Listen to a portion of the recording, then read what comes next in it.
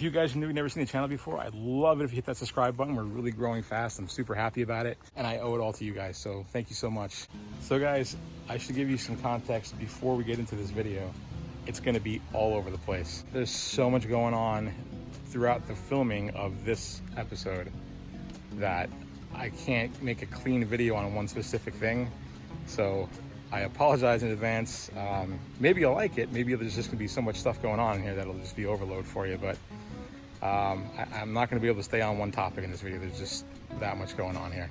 But I'm gonna take you guys along and you'll see.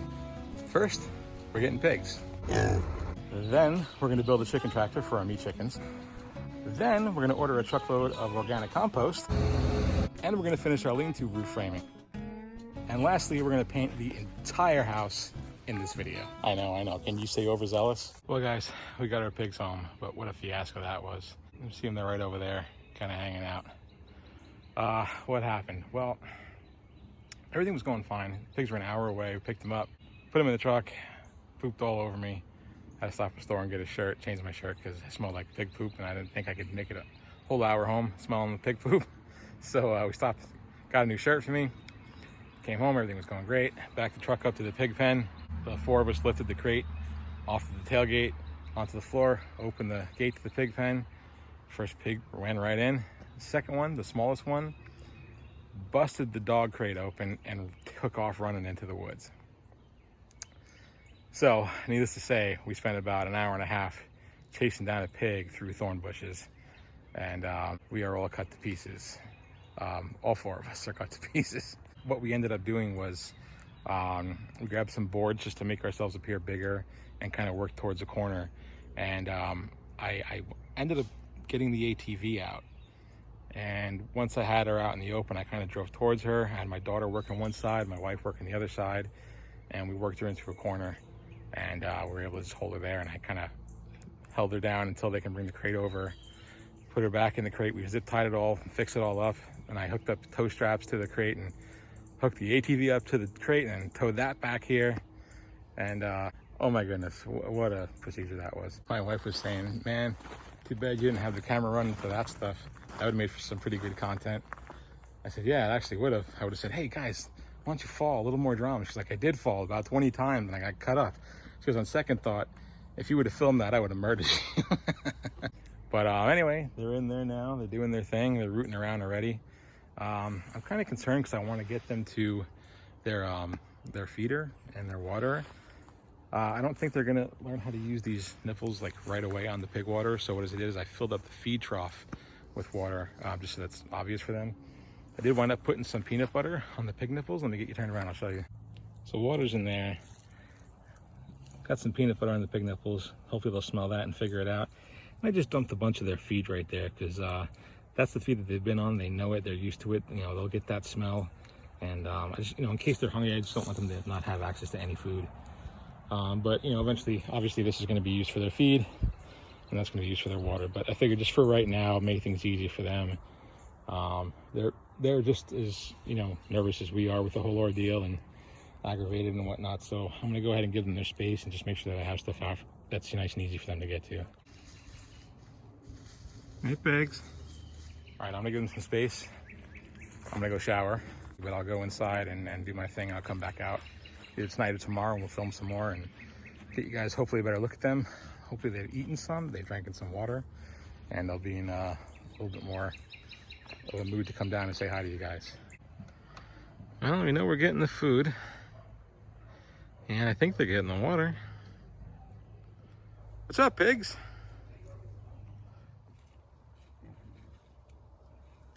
Look at those black noses. Pigs doing what they do best.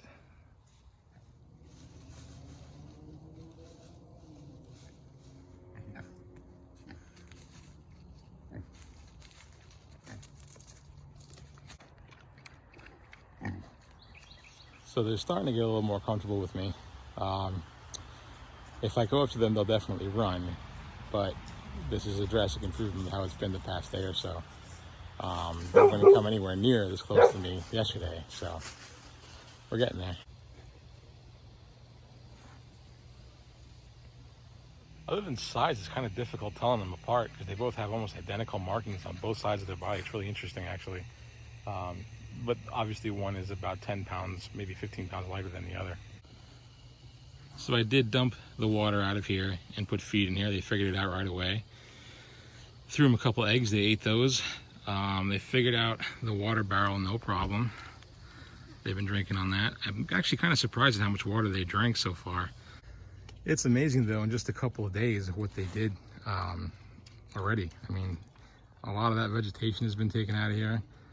Not so much in this higher spot, but you know, as you can tell, they're definitely getting to it.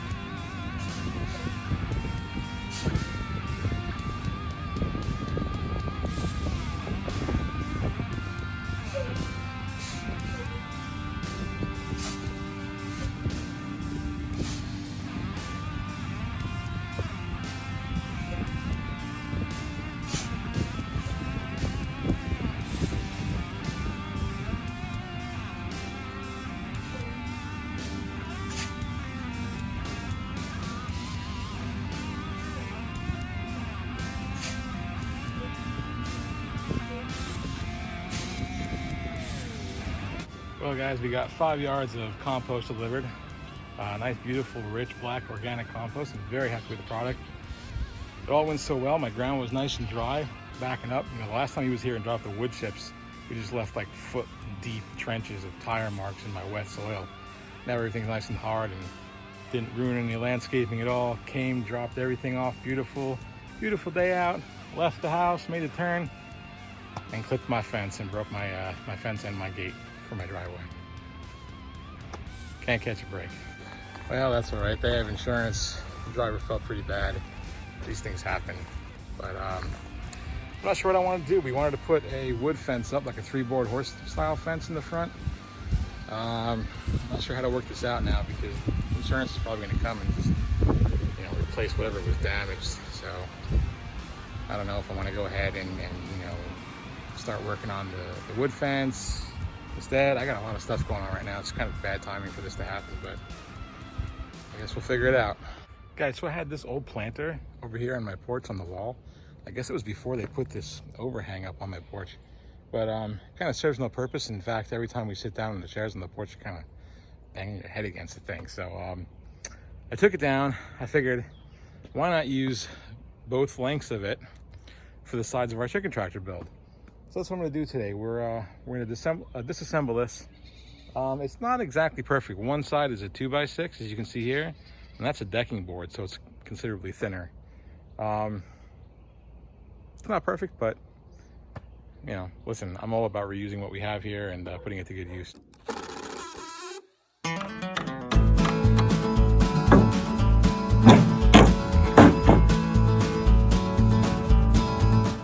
So I've decided against using the deck board as a runner. I know, better to save money, but I want to stick with the same thickness here. So this is the other piece of that planter that we took off, and I went and picked up another 2x6. I can just be better, more balanced to do it that way. So what we're doing is we just went ahead and put some fence staples down and secured our cattle panels for our 2x6s on both ends. I have an idea that I'm going to try to implement right now, which is that this is going to have considerable weight to it. And I know trying to pull it every day onto fresh grass with wood and digging and catching the unevenness of the surface might cause some problems. So I'm going to take that piece of PVC I have right there, cut it in half, and see if I can make like sleds for the bottom of this. I don't know if it's going to work. I think it'll work. There'll be hardly any surface tension or surface friction, and it should slide along pretty good. Only time will tell, but I think it's going to work out. Let's wait and see, I guess. Guys, forgive the imperfection, but this doesn't have to be pretty. I'm just gonna kind of rip right through this in half. The cut's not gonna be even, but that's all right. All right, like I said, it's not pretty, but I got it done. Just kind of held the little sawzall in one place and pulled the pipe through. So now I'm drilling holes about every 2 feet, just so I have something to, so I can attach it to the bottom. All right, now that that's done, I'm gonna go ahead and flip it around, and I've got a unit bit here, or a step bit, whatever you want to call it. It's actually a unit bit. And I'm gonna go ahead and chamfer out the underside, or the top side of these holes rather. This way the screw head has a place to sit flush and doesn't get caught on the ground when it's being dragged.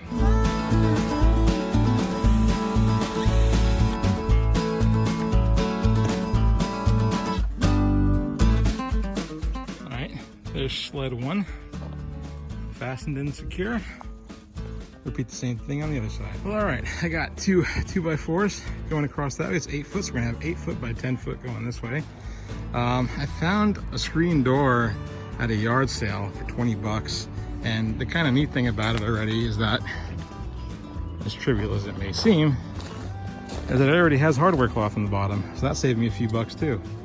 It's got a spring, it's a self-close, it's got a handle, it's got hinges.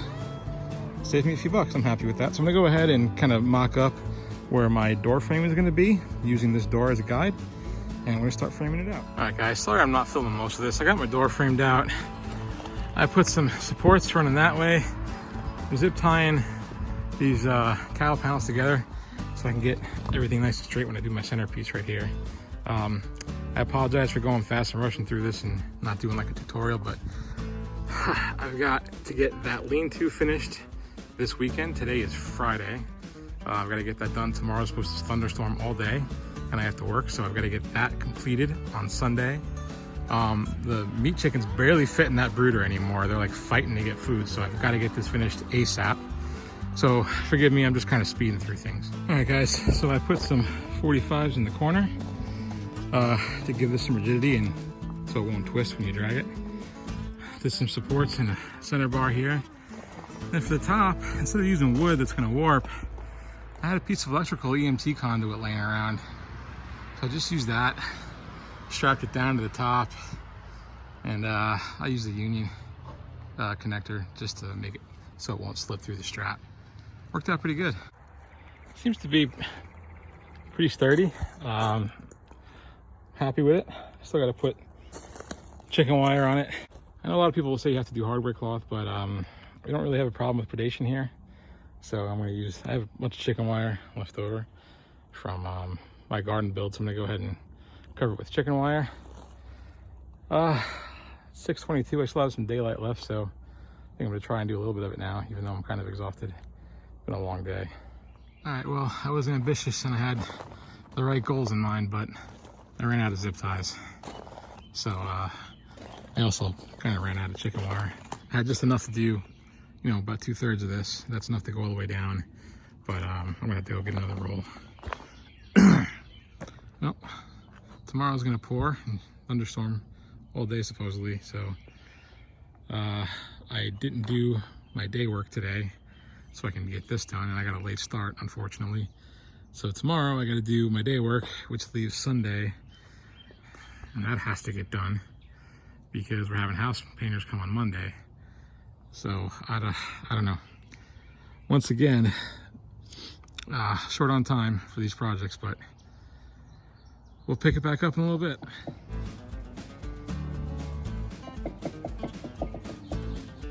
All right, guys, the tractor is done. Sorry for rushing through it, but so much stuff going on right now. Chickens are all in, already pooping it up. I don't know, the jury's out on them. We're halfway through with them, and I'm not sure if I want to repeat this color yield breed again, or if I want to try straight Freedom Rangers or straight Cornish Cross. I don't know.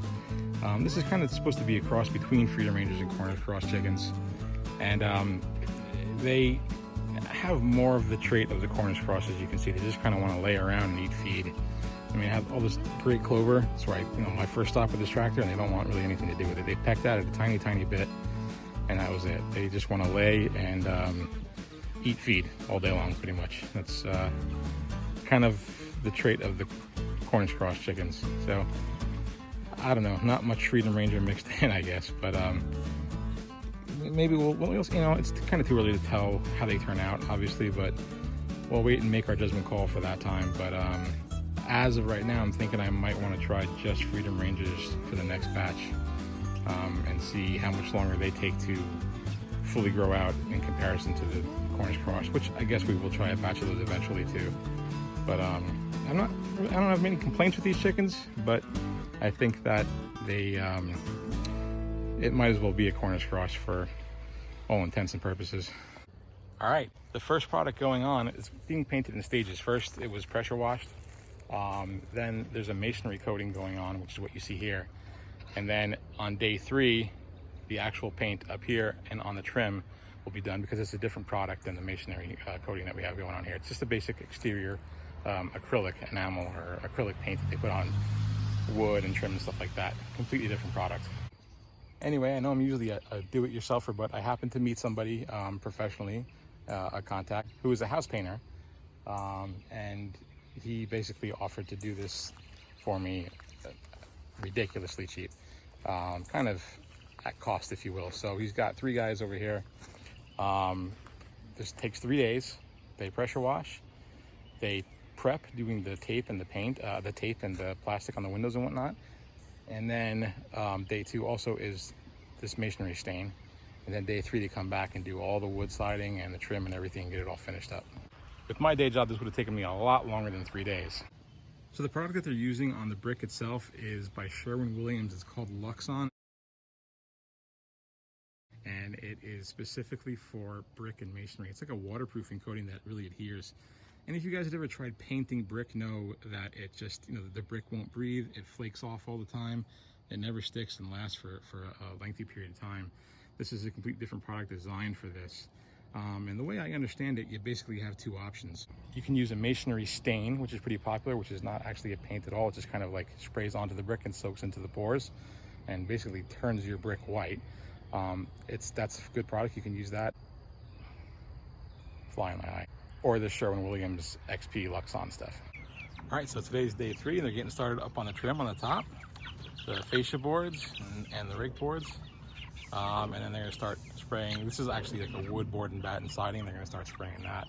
So I think today is the final day of painting, and we'll get you some footage of them painting and what they're doing, and hopefully we'll get you a nice, good walk around when it's all said and done.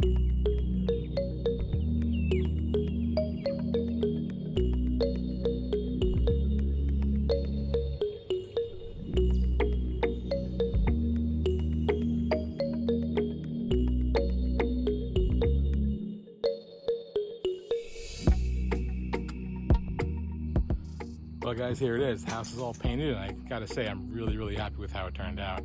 It took a total of 3 days. I think they used a grand total of 15 gallons of the masonry product, which was again Sherwin-Williams XP, and the wood, the siding and all the trim was a Benjamin Moore, same color, called Extra White. It was called A100. It's an exterior paint. Really happy. The guys were super great. They did a nice job. There's a lot of attention to detail. When they were, you know, finished, they still went back over things, looking for any spots they might have missed with brushes, and super nice people. They really went the extra mile. I was very pleased with them. Very pleased with the house. It's really starting to take shape. While they were here today painting, I took delivery of the metal roofing for my lean-to, which I did finish getting framed out. I'll take you over there and show you that in a second. But it's called Galvalume tough rib stuff. It's the same product that I have on top of the shed over there. So it'll match, and I think I might wind up doing the same exact silver Galvalume roofing on our main house probably next spring. So, because the roof that's up there is kind of old and cruddy. So here's a lean-to. I managed to get it all framed out. These braces in the middle are really not necessary unless unless they're like floor joists or whatever. But the lumber that I've been getting lately from all over the place, especially I don't have a lumber mill or a sawmill anywhere near me, so I'm kind of restricted or limited to a lot of the big box stores, which, you know, if I told you how many boards I bought already that just twisted and warped into like really strange configurations, it's ridiculous. So I wanted to just brace them down the middle anyway, just to keep it a little bit straight. I noticed that one was sagging already, so this kind of helps stiffen that up a little bit. It's not necessary, but I figured, being that, if you remember when I installed this, they're on the 24-inch span, So it certainly can't hurt to have a little more strength holding them all together. So I'm going to work on getting that metal roofing up real soon, in the next couple days or so. The shutters that came down were kind of just old plastic vinyl shutters that we had up. They've been painted like 3 different times. So what I'm going to do is we're going to continue on with the cedar trim theme like we have here in our lean-to. And I'm going to build some custom wood shutters and stain them in that same color. We're also going to work on this porch a little bit. The railings we're going to take out completely, so we'll have a nice, more open feel to it. And I'm going to beef up those columns a little bit and stain those the same exact color. So we'll have nice wide cedar colored columns with no railings. It'll be a nice open feel to it. Some nice cedar shutters to match. I think it's really, really going to look sharp when it's all done. Well guys, I got to go get some dinner ready. I want to thank you so much for being here on this long video and watching this craziness unfold over the past couple days. If you are new to the channel, please like, comment, and subscribe. We really need your help growing the channel. And I look forward to catching you guys on the next one. Thanks and be good.